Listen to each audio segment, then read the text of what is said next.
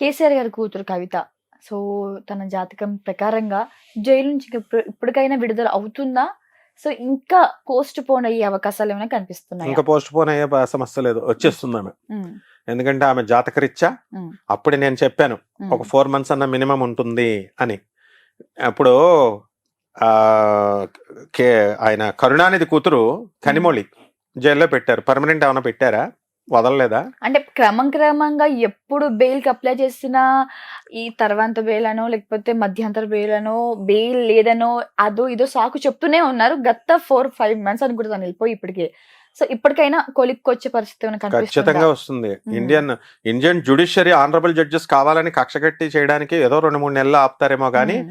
ఆ జడ్జెస్ కి అంత సీన్ లేదు, అంత పవర్ లేదు. వాళ్ళు రైట్. కూడా ఒక గ్రౌండ్స్ ఉంటాయి, ఆనరబుల్ జడ్జెస్ కూడా గ్రౌండ్స్ ఉంటాయి. హ్మ్. మర్డర్ కేసుని చేసిన ఇన్ని నెలలు మాత్రమే ఉంచాలి, బెయిల్ తర్వాత ఇవ్వాలి అని. హ్మ్. ఇవ్వకుండా రాష్ట్ర ప్రభుత్వాలు కానీ మిగతా ప్రభుత్వాలు కానీ కక్షగట్టి బెయిల్స్ ఆపితే ఎందుకెన్నాళ్ళు మీరు ఉంచారని సుప్రీంకోర్టు అడుగుతుంది.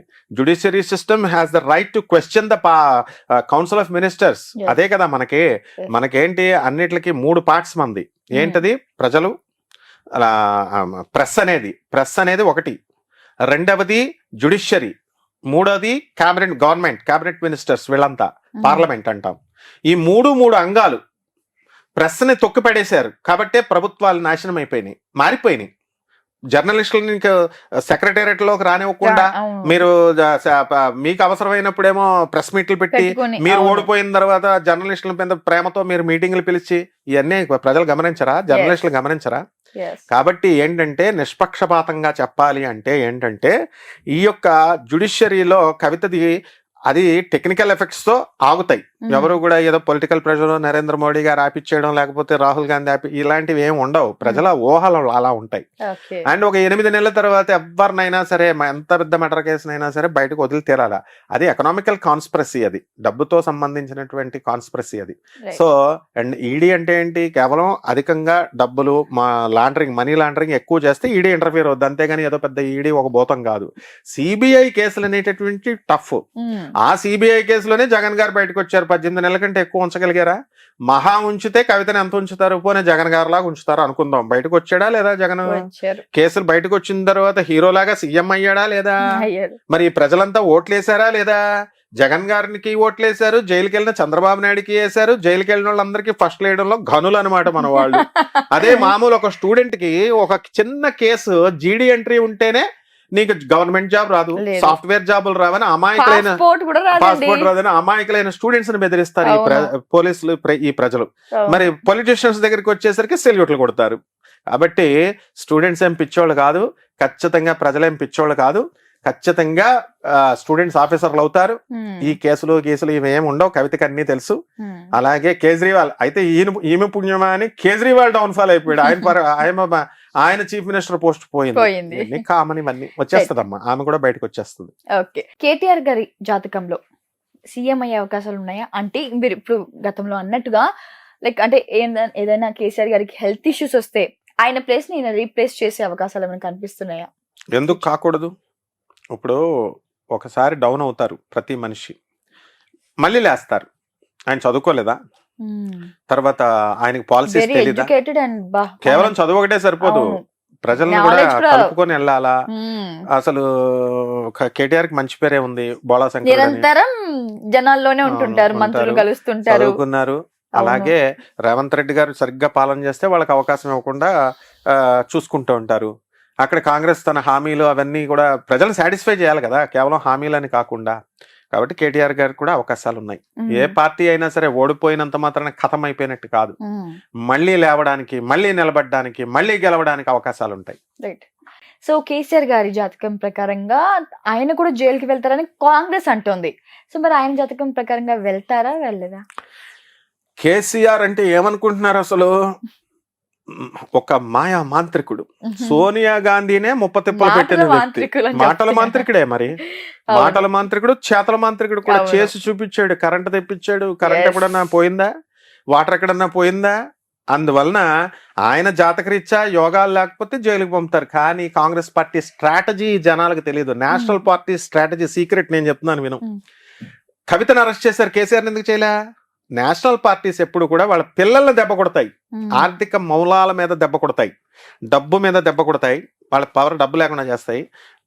కేసీఆర్ ని కొట్టేస్తే మళ్ళీ కేసీఆర్ మీద సింపతి వచ్చి ఓట్లు వేసేస్తారు. కేటీఆర్ ని కొట్టేస్తారు, లేకపోతే కవితను కొట్టేస్తారు. అలా పిల్లల మీద తీర్చుకుంటారు. హరీష్ రావు జైలుకి వెళ్ళొచ్చు, కేటీఆర్ జైలుకి వెళ్ళొచ్చు, మళ్ళీ ఈమె కవిత జైలుకి వెళ్ళొచ్చు. కానీ కేసీఆర్ జైలుకి వెళ్ళే సమస్య లేదు. ఎందుకంటే కాంగ్రెస్ పార్టీ అంత ఫూలిష్ స్టెప్ లేదు.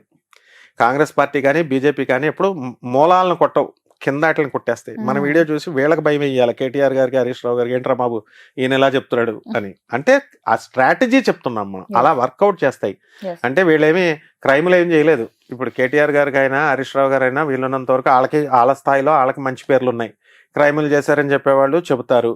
విషయాలన్నీ కోర్ట్ ఆఫ్ లా ఉంది, అదంతా చూసుకుంటది, జ్యుడిషియరీ చూసుకుంటది. Law is like an as.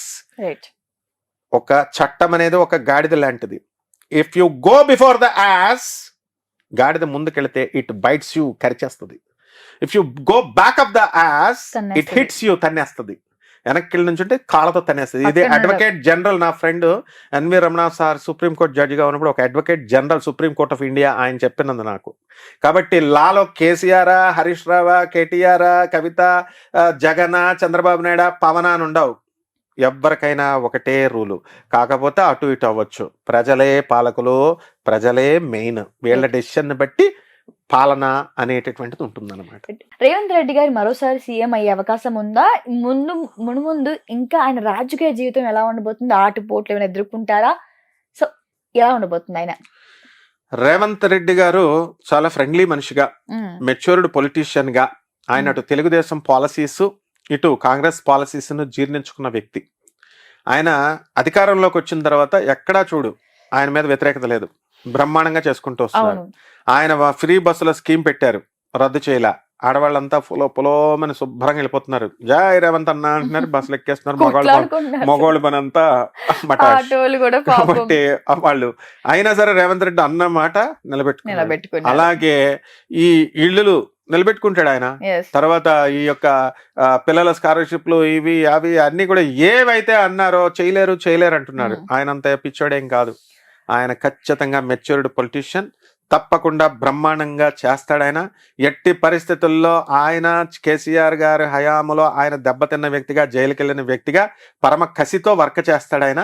అందువలన ఎట్టి పరిస్థితుల్లో మరోసారి సీఎం అవడానికి కూడా ఆయనకు అవకాశాలు ఉన్నాయి, 100% ఉన్నాయి. ఛాన్స్ ఎందుకు ఇస్తామమ్మా? నువ్వు నేను సీఎం పోస్ట్ వస్తుంది, మనకు ఒకసారి ఛాన్స్ వచ్చింది, వేరే వాళ్ళకి మనం అవకాశం ఇస్తామా? మన అపోజిషన్ కి ఇవ్వకుండా మాక్సిమం ట్రై చేస్తాం.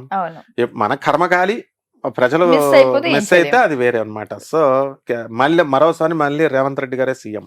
అట్లే మరి ఇప్పుడు మూడోసారి అయితే మనకి పిఎం అయ్యారు నరేంద్ర మోడీ గారు.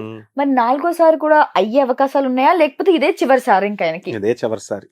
ఇప్పుడు ప్రజలు అంత కంటిన్యూటీ ఎవరు, ఎందుకంటే మరి కాంగ్రెస్ ఏం చేసిందమ్మా, అలా అయిపోయే ఉద్దేశం ఉంటే ఇప్పుడు కాంగ్రెస్ కి కొంచెం ఎక్కువ పెంచరు. ఇప్పుడు సీట్లు పెరిగినాయి కదా, అంటే ఏంటి, స్లోగా వచ్చేస్తోంది కాంగ్రెస్ దూసుకొని. ఇక్కడ ప్రియాంక ఉంది, అక్కడ ఏం చదువుకోలేదా ఆమె? రాహుల్ గాంధీ చదువుకోలేదా?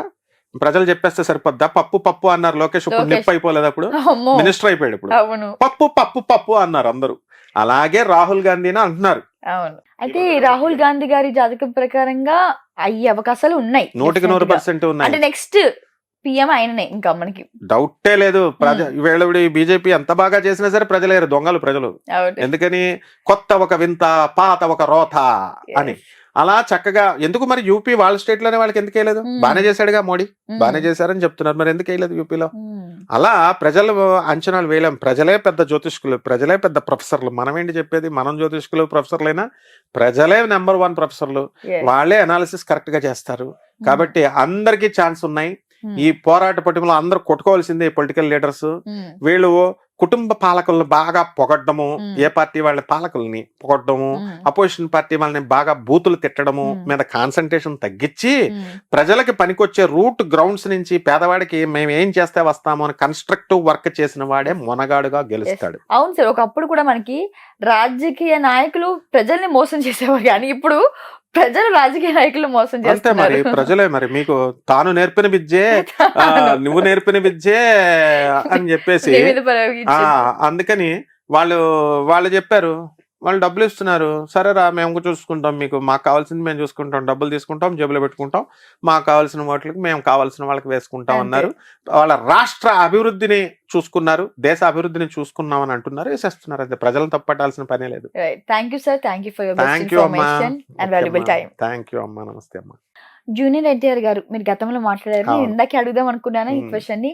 జూనియర్ ఎన్టీఆర్ గారు మరి ఆయన రాజకీయాల్లోకి వస్తాడా, అధ్యక్షుడిగా పదవి తీసుకోబోతాడా, అసలు ఎలా ఉండబోతుంది సార్ ఆయన? అంటే ఆయన జాతకంలో రాజకీయ జీవితం ఏమైనా ఉందా? డెఫినెట్ గా ఉంటుంది, డెఫినెట్ గా ఉంది.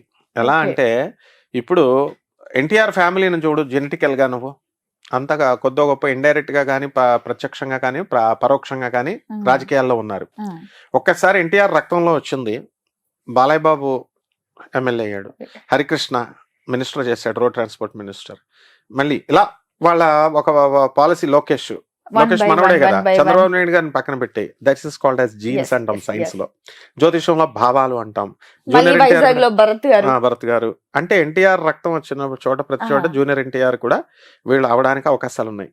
కాబట్టి ఈయన ఏంటంటే తెలుగుదేశంలో ఈయనకి ఛాన్స్ ఇవ్వరు, ఎందుకంటే లోకేష్ ఉన్నాడు కదా స్ట్రాంగ్ క్యాండిడేట్ అక్కడ.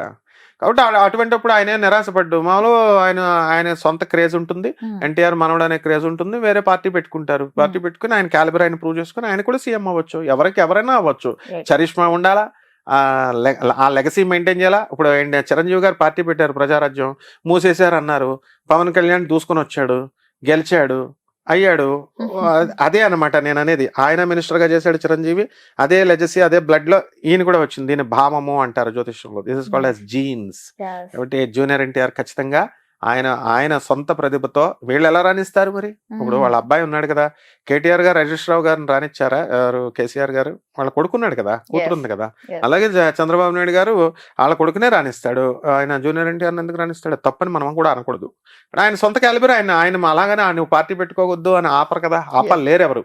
కాబట్టి ఆయన పెట్టుకుంటాడు, ఫ్యూచర్ లో ఆయన అవుతాడు కూడా. అంటే పార్టీ పెట్టే అవకాశం కనిపిస్తుంది. 100% పెడతాడమ్మా. ఆయన ఏం చదువుకోలేదా? జూనియర్ ఎన్టీఆర్ ఏం తెలియలేదా? సొంత పార్టీ సొంత పార్టీయే లింక్ టు టీడీపీ. ఇప్పుడు జగన్ పెట్టుకోలేదా లింక్ టు కాంగ్రెస్ అని? రాజీవ్ గాంధీ అదే ఇప్పుడు కాంగ్రెస్ పెట్టాడు, వైఎస్ఆర్ పార్టీ పెట్టాడు, వైఎస్ఆర్ కాంగ్రెస్ అని పెట్టాడు. ఈయన కూడా జూనియర్ ఎన్టీఆర్ ఏదో పెట్టుకుంటాడు, జూనియర్ ఎన్టీఆర్ టీడీపీ అని ఏదో పెట్టుకుంటారు. అప్పుడు చూద్దాం మనం కూడా. ఇప్పుడు ఆపరేషన్ లేకుండానే మోకాళ్లకు ప్లాస్మా ట్రీట్మెంట్, మీ ఆర్థోపెడిక్ సమస్యలన్నిటికీ రోబోటిక్ టెక్నాలజీ ద్వారా తక్కువ ఖర్చుతో శాశ్వత పరిష్కారం, ఫ్రీ కన్సల్టేషన్, ప్రతి ట్రీట్మెంట్ పై 20% డిస్కౌంట్. ఈ ఆఫర్ కొద్ది రోజులు మాత్రమే, త్వరపడండి. V9 hospitals 9281465842.